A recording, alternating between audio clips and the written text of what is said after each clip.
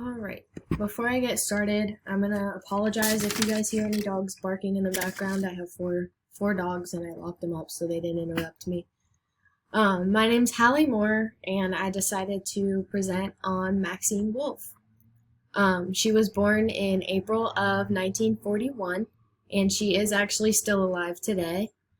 If you look at this picture on the left, this is a picture of her when she was younger, obviously, and you could say it was her prime activist days. And then on the right, you can see this picture. She's obviously aged a bit. This is a more current photo of her. As I did say, she is alive today, and she will celebrate her 80th birthday in April of 2021. She is an American activist for AIDS, civil rights, lesbian rights, reproductive rights, and many other related areas. Let me give you some background here. Maxine was not raised in a political family, a political household, I should say, as her family was made up of working-class Jewish immigrants. Her family did not believe that the policies were written for them, so they were not very political at all. With very little access to books, education was not very important to her and her family, but somehow making it a priority with intelligence and willpower, she made it to college, and she did obtain a doctoral degree. She graduated Brooklyn College at the age of 19, and she continued on to obtain her master's and her PhD.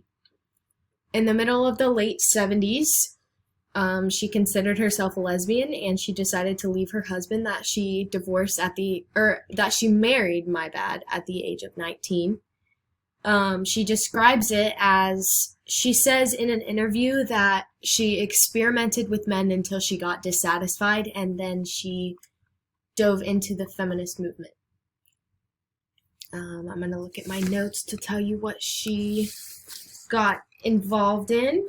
In the late 70s, she got involved with the Coalition for Abortion Rights and Against Sterilization Abuse. Sorry about that. And as a result, she became a part of the national committee that pushed for the creation of Reproductive Rights National Network.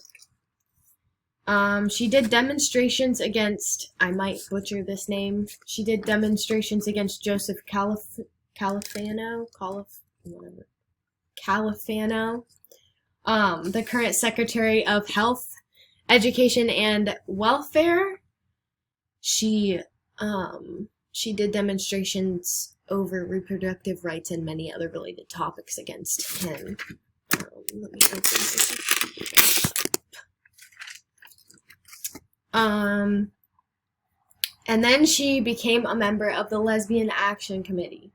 And they wanted to get together with the Reproductive Rights National Network, but at the end of the day, the National Network did not want the lesbian publicity. They didn't want that type of publicity, so they ended up distancing themselves from Maxine Wolfe and from her committee altogether.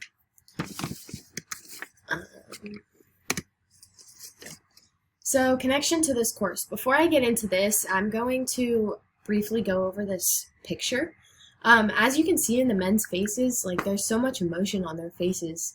Obviously, she did have an impact on history, you know? The shirt that this man's wearing, that's going like this, yelling at somebody, that says ACT UP, is actually the name of her committee, her group. Maxine and a few other activists got together to create a new mass movement called ACT UP. And their individual committees came together to ultimately create the Gay and Lesbian Alliance Against Defamation. In 1985, the same year that she joined the alliance, she was actually arrested while sitting in on a hearing with a sign that said, we won't go away. Even after the arrest, she still continued to get involved in movements, and she still continued to do campaigns and get involved in other committees that weren't hers for AIDS research and many other activist groups. It is recorded that Wolfe left her committee, ACT UP, in 1997, And we learned in 2004 actually, that Maxine Wolfe does currently live in Brooklyn, New York.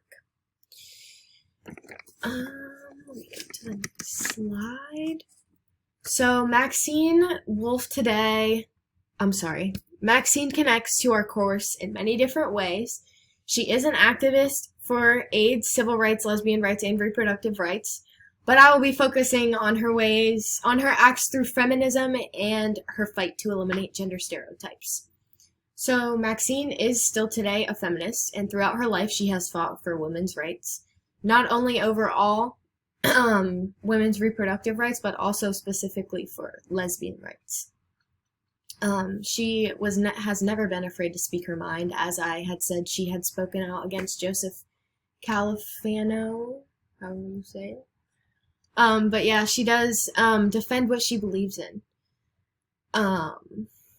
So overall, Maxine Wolfe is a woman that always fought for what she believed in, and honestly, if the truth be told, I think all of us could learn a thing or two from her. Still to this day, as an almost 80-year-old, she still poses for magazines and talks to interviewers and still fights for what she believes in, even though she's a little bit older. This is the Works Cited, and thanks for watching.